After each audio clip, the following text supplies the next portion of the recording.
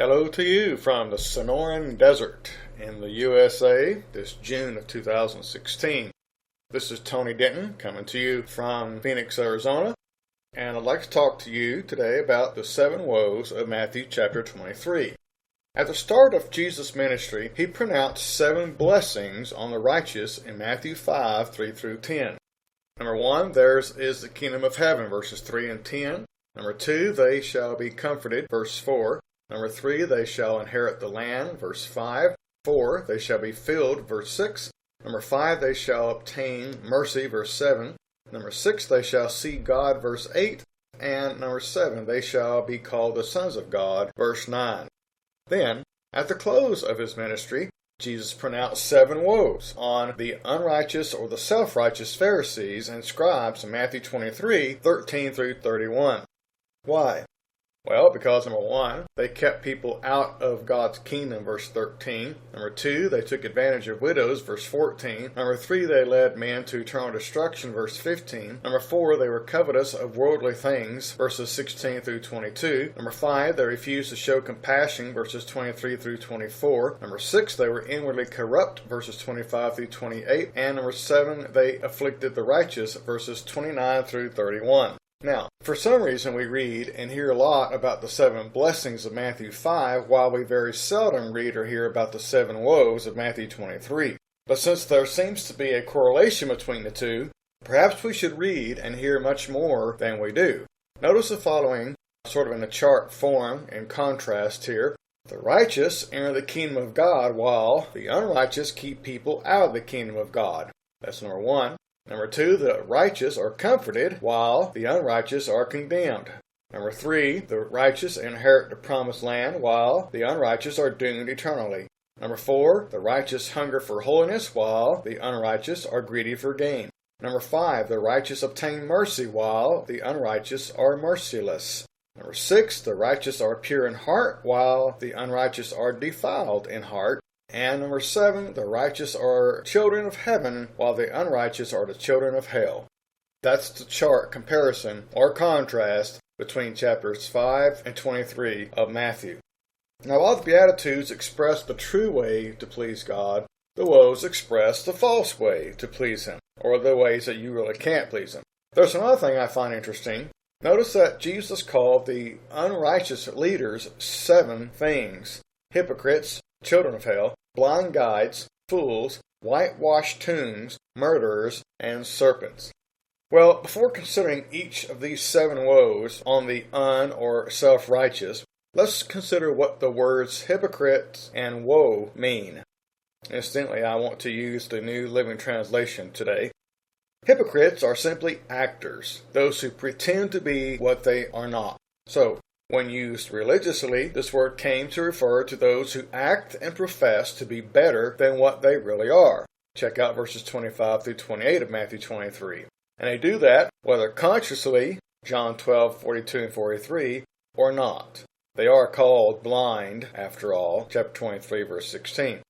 The term woe, especially when used in this type of context, expresses pity due to imminent punishment. Surely the 7 woes and judgment of God in Isaiah chapter 5 came to their minds. Check that out when you have time. The 7 woes and judgment of God in Isaiah chapter 5. Well, let's begin by considering woe number 1 in Matthew 23. That would be keeping people out of God's kingdom. Matthew 23:13 says, "How terrible it will be for you teachers of religious law and you Pharisees, you hypocrites! For you won't let others enter the kingdom of heaven, and you won't go in yourselves." The question is, how did they do that?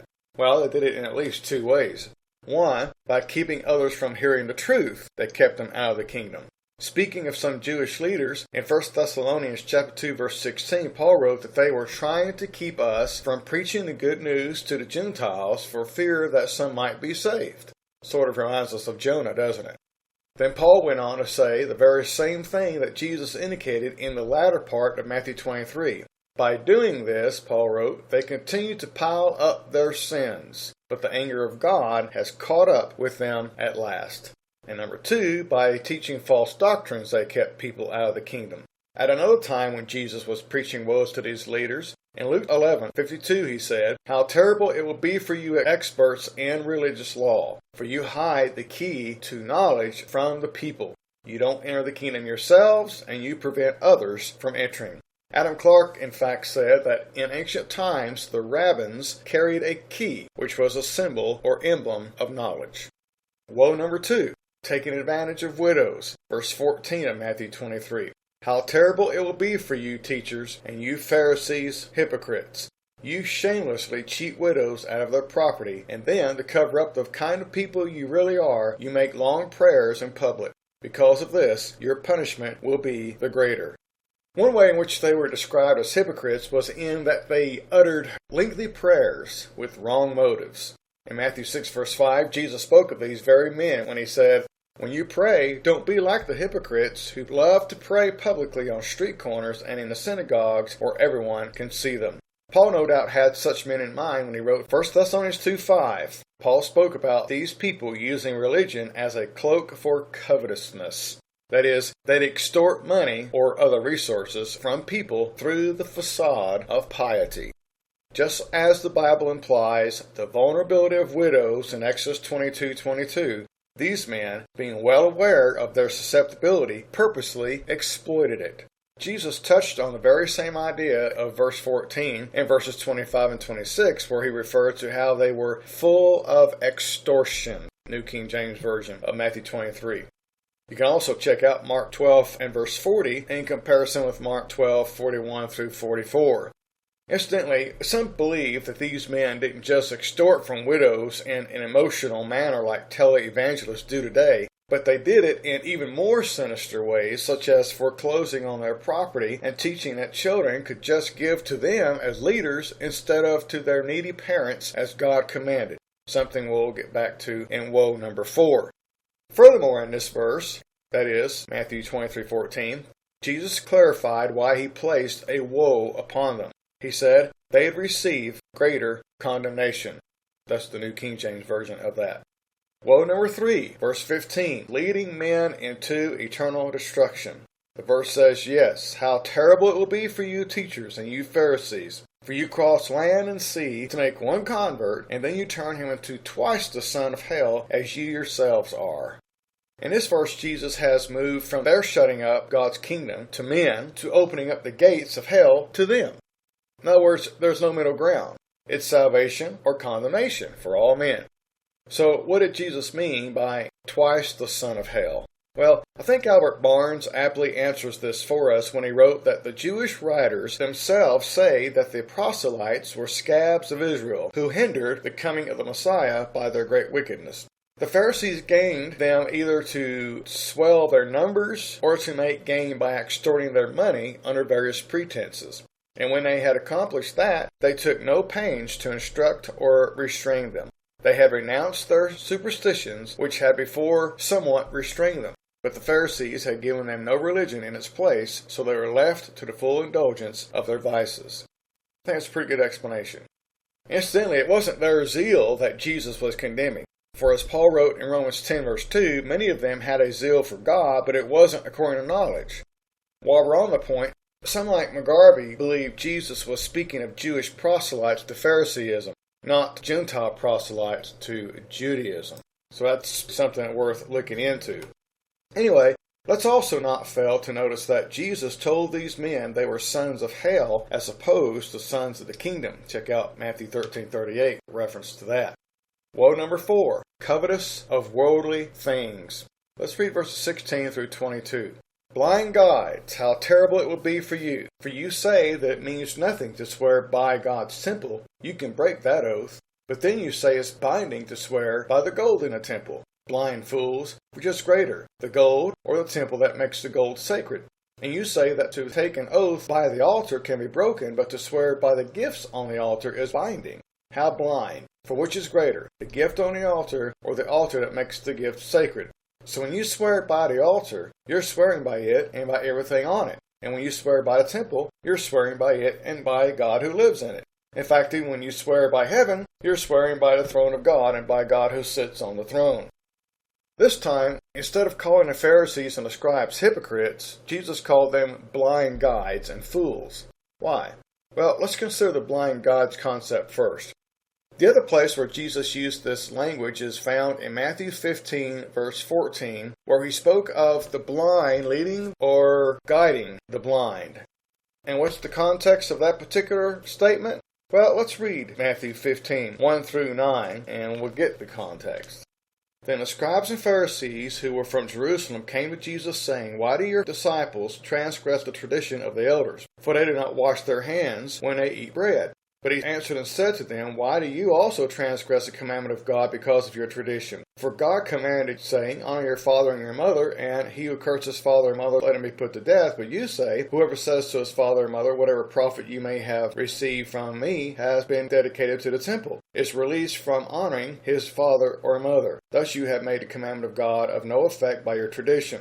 Hypocrites, well did Isaiah prophesy about you, saying, These people draw near to me with their mouth, and honor me with their lips, but their heart is far from me, and in vain they worship me, teaching as doctrines the commandments of men. That was out of my New King James Version. See, in Matthew 15, Jesus was dealing with how these men had become blind to the true values of life under God, that is. And this blindness came from the teaching that they received from their forefathers, perhaps even those under consideration in Malachi 3, where God condemned the leaders of Israel for their covetous practices. It was a vicious cycle, blind leading blind, creating more blind to lead more blind, and who knows where it all began. So the men to whom Jesus was speaking here seemed to be those who were fools because, as they themselves might have said, that's just the way it's supposed to be. The poor are supposed to be coerced into giving this way so that their religious leaders can be wealthy. In other words, by emphasizing the gold and the gifts as more significant than a temple or the altar, then people would be obligated to give more, especially if they wanted to make any vows to God. And much of that money would eventually somehow end up in the pockets of the scribes and the Pharisees. So they were likely called fools for one of two following reasons. Number one, because they were essentially trained to be covetous of other men's goods and didn't realize they were being covetous. Or number two, because they were essentially and unknowingly defeating their purpose by, as a consequence, leading the givers into thinking less of God's temple and altar than of their own possessions, causing them to want to give less rather than to give more.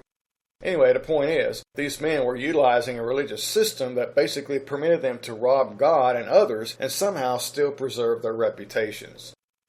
Woe number 5, refusing to show compassion.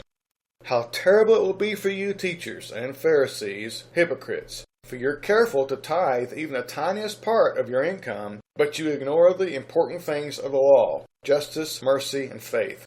You should tithe, yes, but you shouldn't leave undone the more important things. Blind guides. You strain your water so you won't accidentally swallow a gnat, then you swallow a camel. This is a classic case of majoring in minors while minoring in majors. There are numerous passages concerning what's really important to God in contrast to what isn't as important. Here are just a few of them. Number 1. In 1 Samuel 15:22, Judge Samuel once said to King Saul, What's more pleasing to the Lord, your burnt offerings and sacrifices, or your obedience to his voice? Obedience is far better than sacrifice. Listening to him is much better than offering the fat of rams. Number 2, Micah chapter 6, verses 6 through 8. Prophet Micah once sarcastically said to Israel, What can we bring to the Lord to make up for what we've done? Should we bow before God with offerings of yearling calves? Should we offer him thousands of rams and tens of thousands of rivers of olive oil? Would that please the Lord? Should we sacrifice our firstborn children to pay for the sins of our souls? Would that make him glad? No, O people, the Lord has already told you what's good, and this is what he requires. To do what's right, to love mercy, and to walk humbly with your God. Number 3, one scribe for sure understood all this, whether he was complying with it or not. In Mark 12:33, he said to Jesus, I know it's important to love God with all my heart, all my understanding, and all my strength, and to love my neighbors as myself. This is more important than to offer all of the burnt offerings and sacrifices required in the law. And more than likely, number 4, he had Hosea 6:6 in mind, where the Lord said to Israel, I want you to be merciful. I don't want your sacrifices. I want you to know God. That's more important than burnt offerings. In other words, to know God means in turn to be merciful to those he created, which fits Matthew 25:34 and following. Number 5, in Matthew 9, verse 13, Jesus said to some Pharisees, "Go and learn the meaning of this scripture. I want you to be merciful. I don't want your sacrifices." Number 6, Matthew 12, verse 7, he said to some Pharisees again, "You wouldn't have condemned those who aren't guilty if you knew the meaning of this scripture. I want you to be merciful. I don't want your sacrifices." One more, number 7, in Deuteronomy 10, verse 12, Moses said to God's people, "What does the Lord your God require of you? He requires you to fear him, to live according to his will, and to love and worship him with all your heart and soul." So since we know God did indeed command sacrifices, what's the point of all these passages? Well, let's think about it. Sacrifices, at least literal physical ones, didn't exist in the beginning, nor were they ever meant to continue forever after they were initiated. Their purpose, which people in general just never seem to comprehend, was merely to point to the offering of God's Son later, a one-time, eternally satisfying sacrifice. So while all those bloody sacrifices were merely temporary in nature, the ideas of loving God and neighbor have always and will always exist, implying that sacrifices were always meant to be secondary in significance to the eternal concepts of justice, mercy, and faith. Now that there's no more need for bloody sacrifices, Paul emphasized the offering of oneself to God and neighbor in Romans 12, verse 1. "I plead with you to give your bodies to God. Let them be a living and holy sacrifice, the kind he will accept." When you think of what he has done for you, is this too much to ask?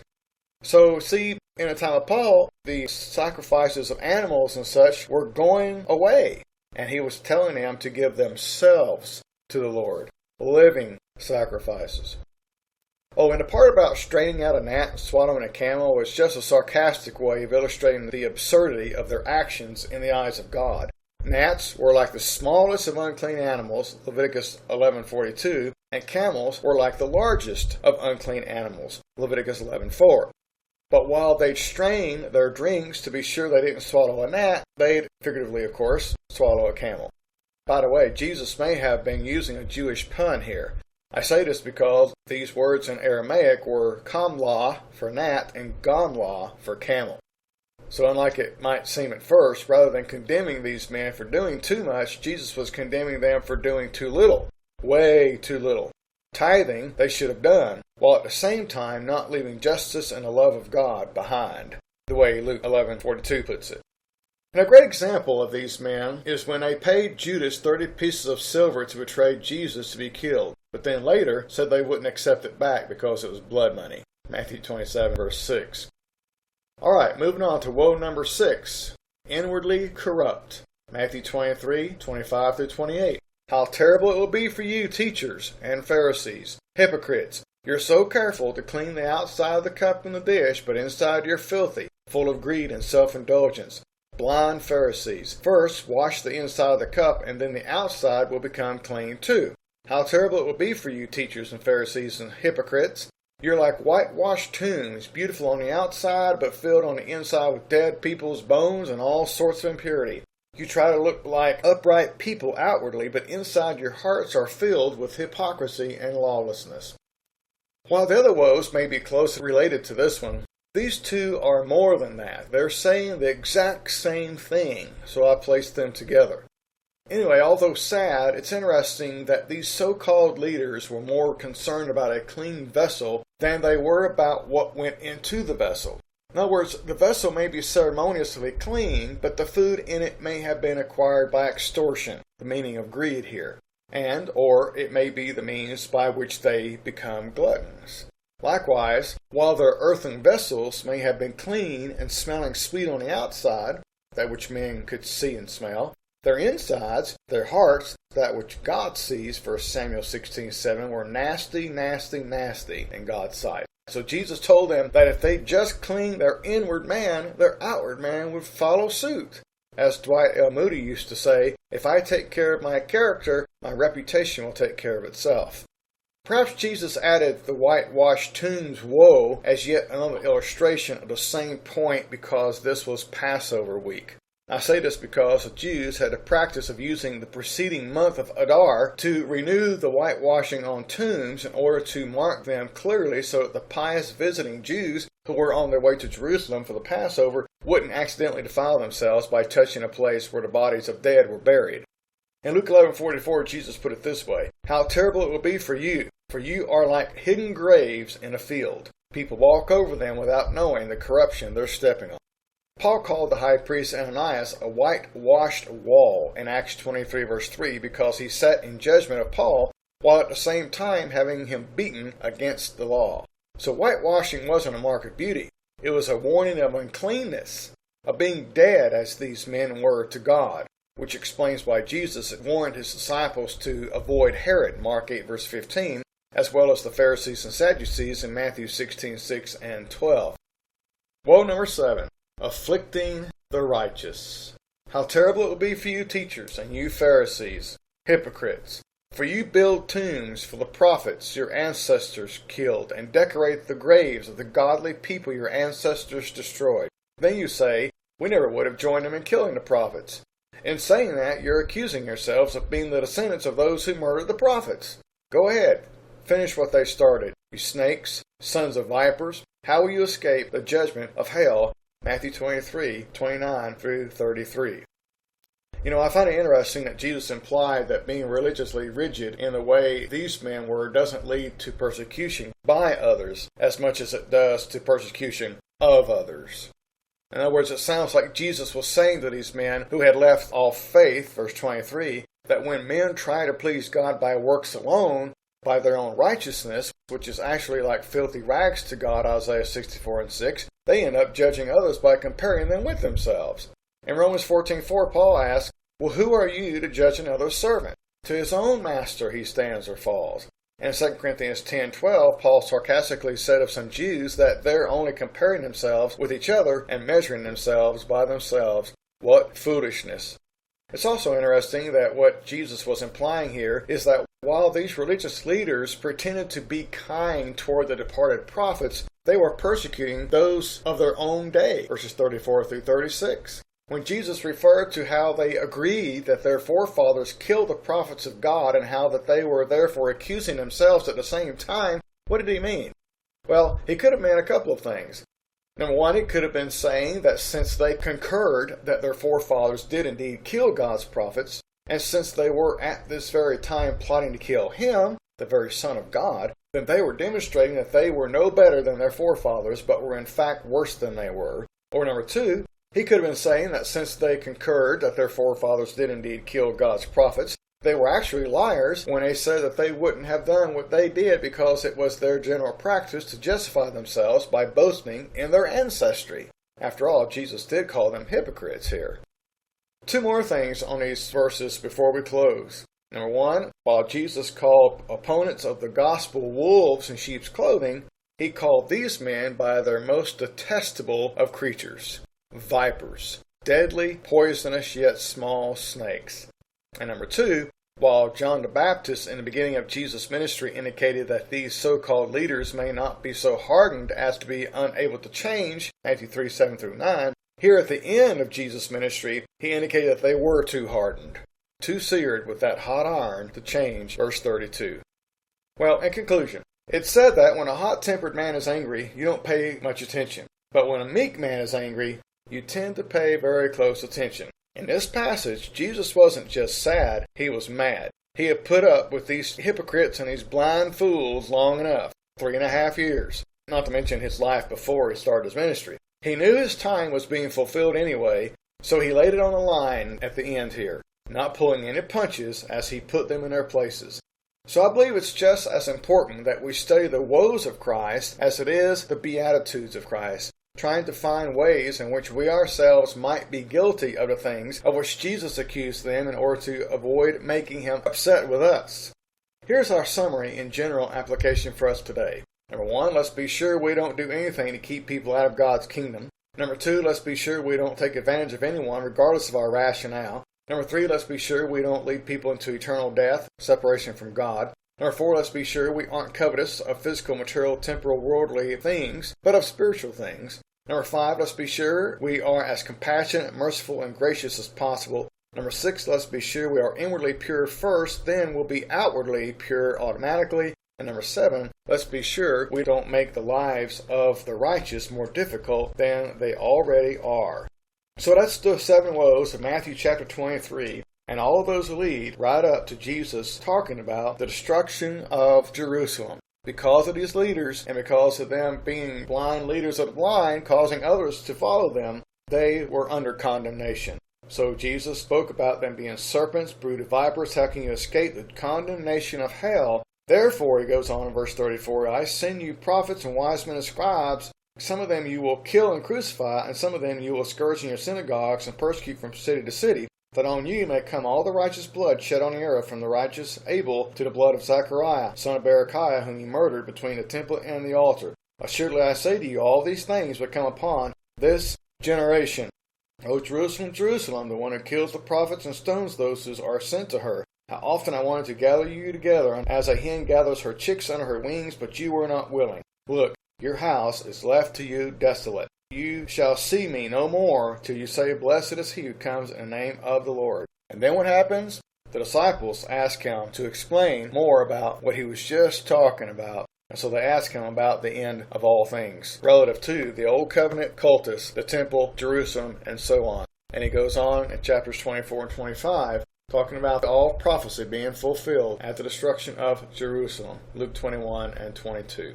So, thank you for your time. And find more of my audios on my website and give them a listen. And let me hear from you sometime. ASightForTheLord.com or TEDenton64 at hotmail.com. Thank you.